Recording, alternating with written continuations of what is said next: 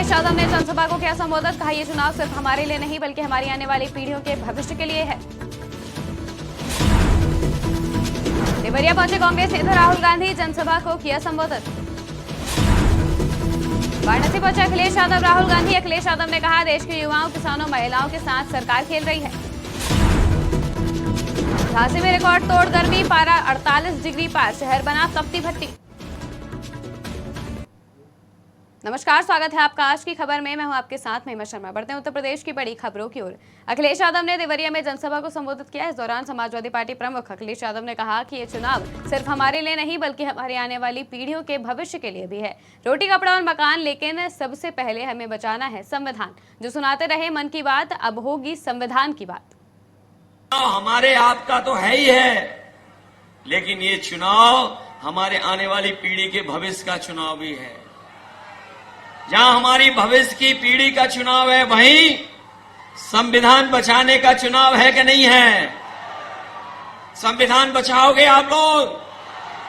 ये संविधान वही है जो हमें आपको सम्मान दिलाता है, हमें आपको हक दिलाता, अधिकार दिलाता है। यही संविधान हमारी संजीवनी है। मैं अपनी बात को कहता हुआ खत्म करता हूं कि रोटी, कपड़ा और मकान, लेकिन सबसे पहले हमें बचाना है संविधान। हमारे प्रधानमंत्री नरेंद्र मोदी ने मंगलवार को झारखंड के दुमका में रैली को संबोधित किया। इस दौरान पीएम मोदी ने कहा, इंडी गठबंधन की देश विरोधी राजनीति का एक खतरनाक फार्मूला है। इंडी जमात वाले धर्म के आधार पर मुसलमानों को आरक्षण देते हैं। मोदी कहता है कि मैं SC, ST, OBC के आरक्षण की लूट नहीं होने दूंगा, तो इंडी जमात को मिर्ची लग जाती है। ये कहते हैं मोदी हिंदू मुसलमान कर रहा है। इन्हें लगता है कि ये मोदी की छवि पर कीचड़ उछालेंगे तो मोदी डर जाएगा। ये अभी तक समझ नहीं पा रहे हैं कि मोदी इनका नफरती प्रोपेगेंडा फेल करके रहेगा। इंडिया गठबंधन के स्टार प्रचारक अखिलेश यादव और राहुल गांधी वाराणसी पहुंचे। सभा को संबोधित करते हुए अखिलेश यादव ने बताया कि जो लोग काशी को क्योटो बनाने का सपना देख रहे हैं, अब वो पूरी तरह से सपना टूट चुका है। देश के युवाओं, किसानों, महिलाओं के साथ सरकार खेल रही है। वहीं राहुल गांधी ने भी सभा को संबोधित करते हुए इंडिया गठबंधन के प्रत्याशी के पक्ष में वोटिंग की अपील की और मतदाताओं को संबोधित करते हुए बताया कि मौजूदा सरकार तानाशाह हो चुका है। जो लोग 400 पार का नारा दे रहे हैं, अब वो 400 सीटों पर हारने का सपना भी देखने लगे हैं।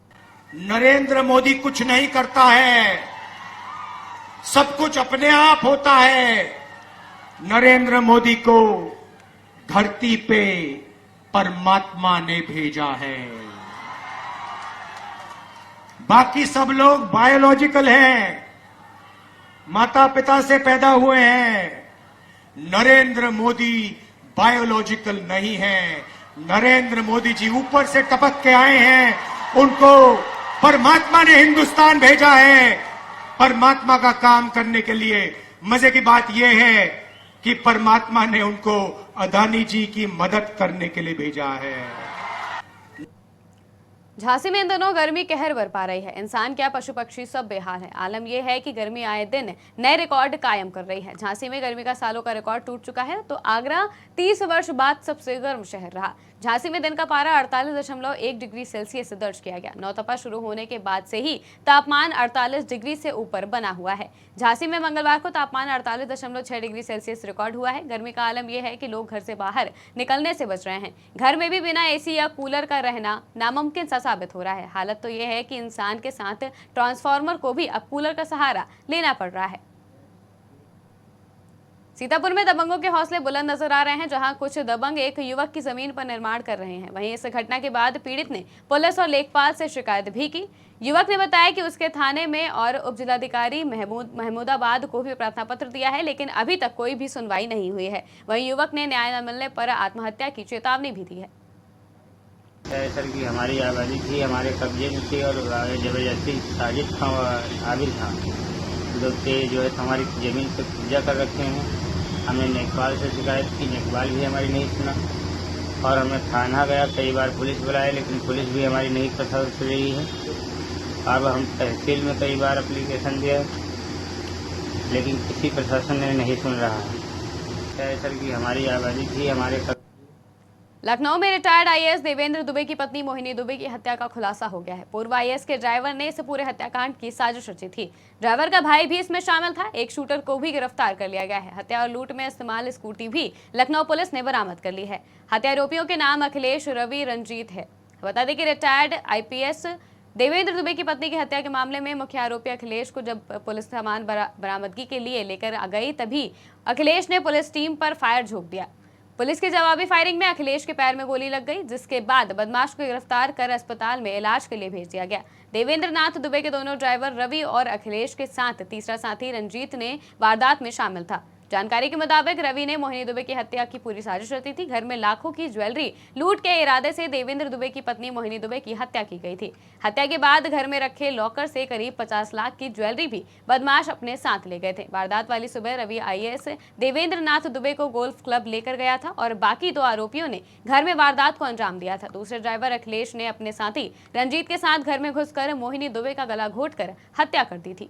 दिन दहाड़े लखनऊ के गाजीपुर थाना क्षेत्र में पुलिस और बदमाशों के बीच मुठभेड़ हो गई। हम उस घटना स्थल पर मौजूद हैं जहां पर पुलिस और बदमाशों के बीच मुठभेड़ हुई है। आप देख सकते हैं ये क्राइम सीन बनाया गया है। यहीं पर बदमाश से पुलिस की मुठभेड़ हुई है। बताया जा रहा है कि पूर्व आईएएस की पत्नी से जो लूट और हत्या की वारदात हुई थी उसमें ये अपराधी शामिल था और जिससे साथ पुलिस की मुठभेड़ हुई है उसका नाम अखिलेश बताया जा रहा है। ये मुख्य आरोपी है पूर्व आईएएस की पत्नी की हत्या के मामले में। और देख सकते हैं मौके पर पुलिस टीम के साथ साथ फॉरेंसिक टीम मौजूद है और जो आरोपी है उसके पास से जो घटना में आईएएस की पत्नी के साथ जो घटना हुई थी उसमें जो डीवीआर गायब था वो डीवीआर भी यहां से बरामद हुआ है और कुछ विदेशी करेंसी है, साथ साथ अवैध असलहा है वो भी यहां पर बरामद हुआ है। बताया जा रहा है कि जब तीनों आरोपियों को गिरफ्तार कर लिया गया था उसके बाद जब उनसे पूछताछ की जा रही थी और जब सामान रिकवरी की बात हुई तो अखिलेश पुलिस टीम को यहाँ पर लेकर पहुँचा और उसके बाद जब अखिलेश यहाँ पर पहुँचा और सामान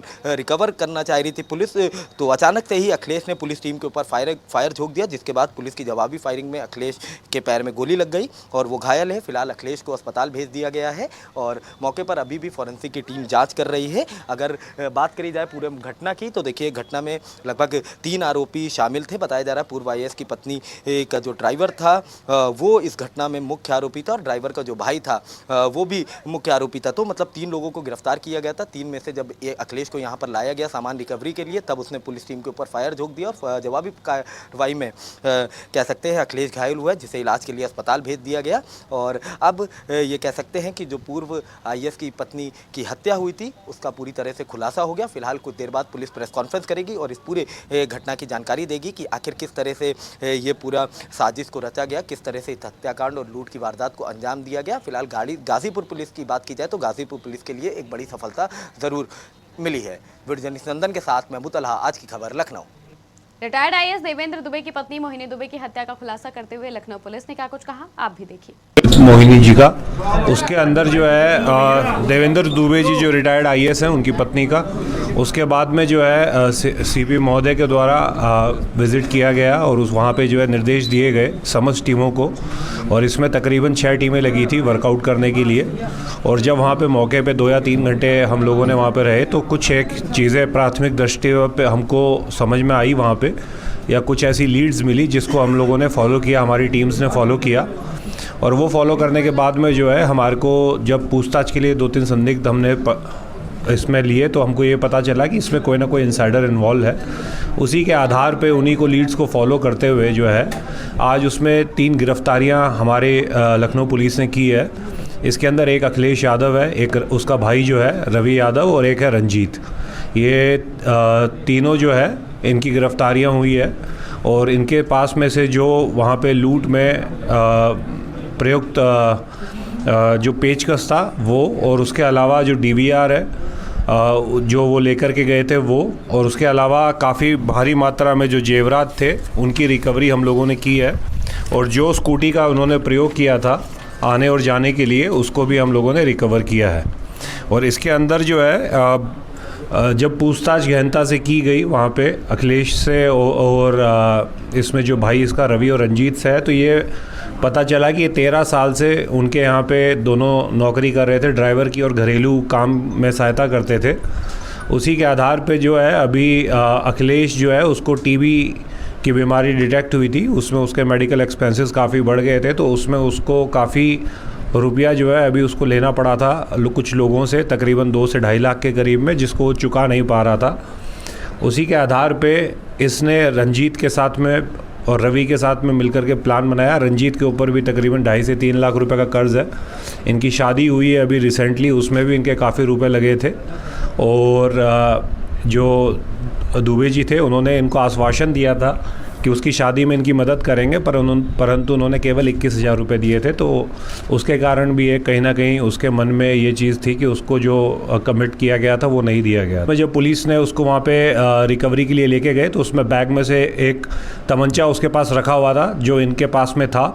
उसमें से उसने निकाल करके पुलिस पे फायर किया। पुलिस ने जब जवाबी कार्रवाई में उस फायर किया तो उसके जो है पाँव में गोली लगी है। उसको अभी हॉस्पिटल में एडमिट कराया गया है चिकित्सा के लिए। और बाकी जो रवि और रंजीत हैं वो अभी हमारे पास में है और इनको तीनों की जो है।